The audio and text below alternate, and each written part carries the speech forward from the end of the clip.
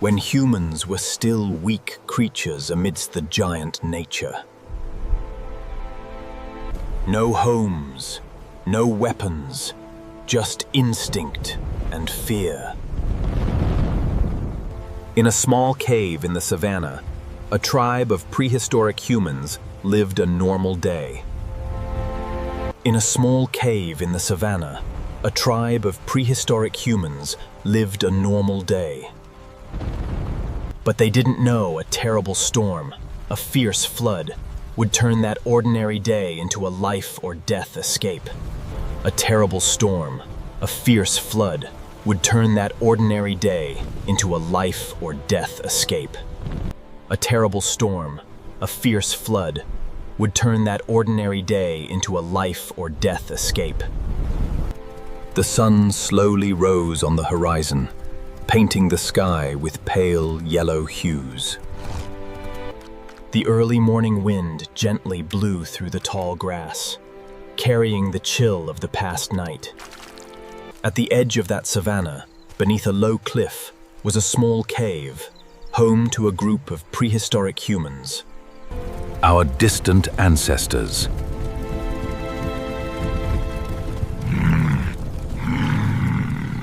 From the darkness of the cave, one by one, they stepped out. They had no clothes like later humans, only crude animal skins. Their bodies covered in dust and the marks of a harsh life. But in their eyes, there was something very clear: the will to survive. They were a small tribe, just a few people relying on each other in a dangerous world. After a long night, everyone understood that today, like any other day, they had to find food, work, and survive. No one gave orders, but all knew their tasks. They divided the work naturally. Some walked along the dry water's edge, picking up shells and snails scattered on the dry sand. These shells were not just inanimate objects. To them, they were valuable tools.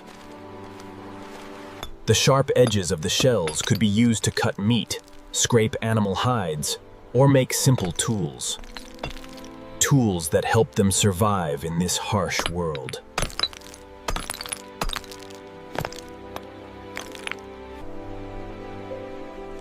Meanwhile, others headed straight for the stream near the savannah.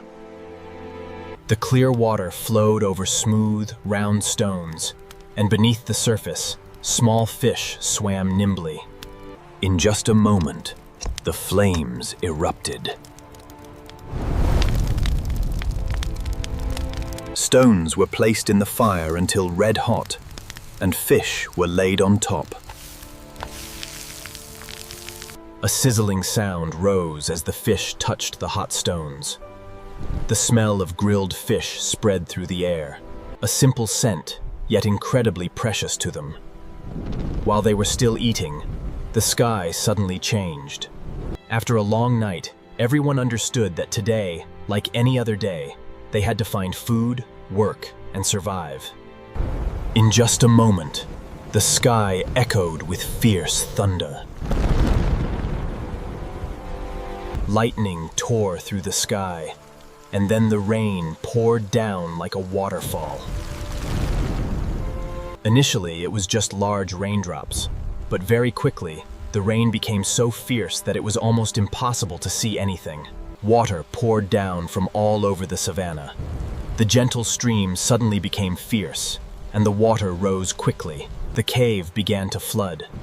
The tribe immediately realized that if they didn't leave, the floodwaters would drown them all. The cave began to flood. The tribe immediately realized that if they didn't leave, the floodwaters would drown them all. The tribe immediately realized that if they didn't leave, the floodwaters would drown them all. No one said anything, but all understood. They immediately ran to higher ground. The floodwaters chased behind, sweeping mud and branches along. Their feet slipped on the wet ground, many times almost swept away. After struggling with the rising water for a while, they saw a nearby cliff.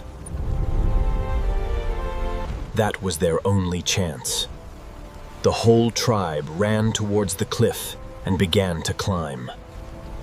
They clung to the rock crevices, using both hands and feet to climb up little by little. Below them, the floodwaters raged through the savannah like a giant monster.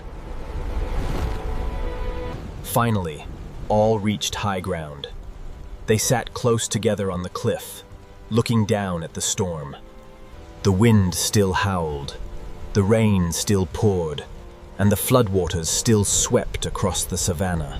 For a day and a night, until dawn appeared.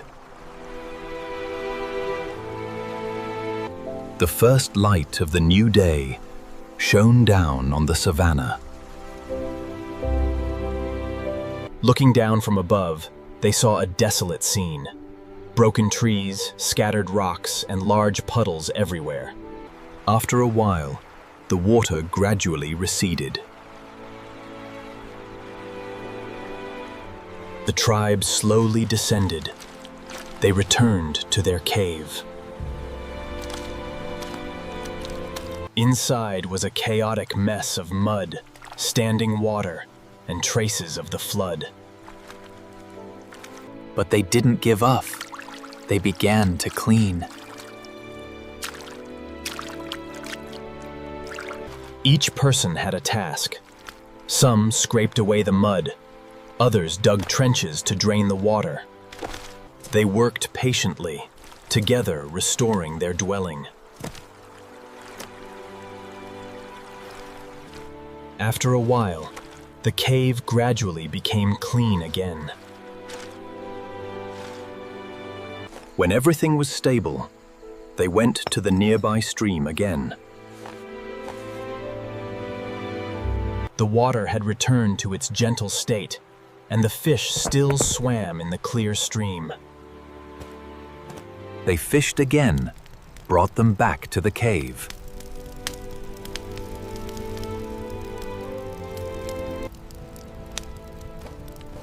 The campfire blazed again in front of the cave.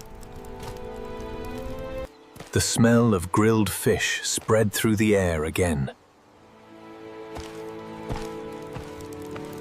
The whole tribe gathered around the fire, eating and telling each other about the terrible storm they had just experienced. The flames burned brightly amidst the savannah's darkening night. Perhaps they didn't know that millions of years later, their descendants would build giant cities and explore the entire sky. But all of that began with simple moments like these. A small tribe.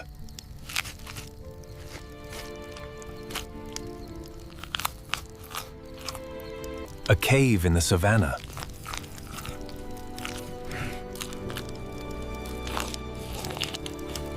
The whole tribe gathered around the fire, eating and telling each other about the terrible storm And harsh nature.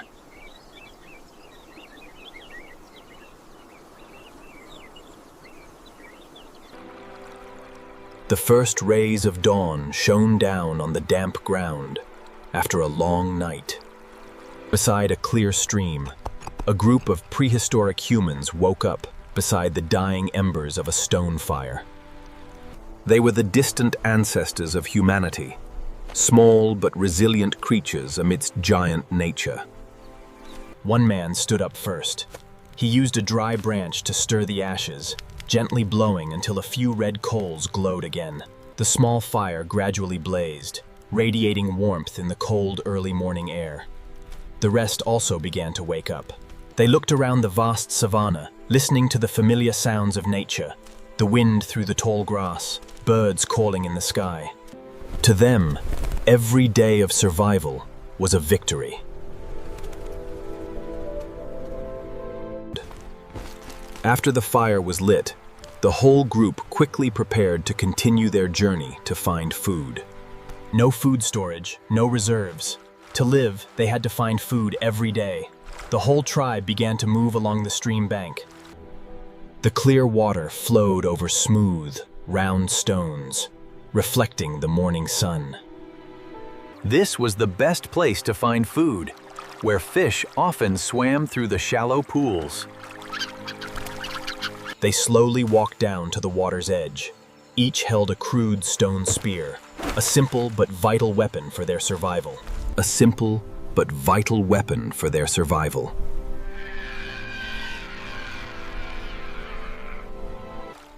One man stood still at the water's edge, his eyes intently watching the stream. They slowly walked down to the water's edge. Each held a crude stone spear, a simple but vital weapon for their survival. But that joy lasted only a few moments. Suddenly, the water surface in the distance rippled violently. A giant shadow moved beneath the stream. Then suddenly, a giant crocodile emerged from the water. Its jaws opened wide, sharp teeth exposed under the sunlight. It lunged straight towards the people standing in the water. Everything happened in an instant. They surrounded the monster from many sides. A stone spear plunged down, then another, then many more. Sharp spearheads pierced deep into the crocodile's thick skin. The beast roared, thrashing violently. It tried to turn back to the stream. Step by step, heavy step by heavy step. It crawled towards the water as if to escape, but the wounds were too many. Finally, the giant crocodile collapsed on the bank. Its body was motionless. The monster of the stream had been defeated. The tribe stood silent for a moment. Then they let out excited cries. They had just won, and before them was a huge source of food. Immediately, everyone began to divide the work. Some gathered dry wood around the stream bank. Others began to use stone tools to butcher the crocodile. Before long, a large fire blazed by the stream bank. Pieces of crocodile meat were placed on the hot coals. The sound of fat sizzling echoed in the air. The fragrant smell of grilled meat spread across the savannah. The whole tribe sat around the campfire. They shared each hot piece of meat after the life or death battle. Rough laughter echoed across the vast savannah. Some stood up and danced around the fire, raising their stone spears as if to celebrate the victory. Some stood up and danced around the fire, raising their stone spears as if to celebrate the victory. The flickering light illuminated their dust-covered faces. In that wild world, every day of survival was a victory. In that wild world, every day of survival was a victory. And that night, by the ancient stream of the prehistoric savannah, a small tribe celebrated its bounty. Under the blazing fire, amidst the night,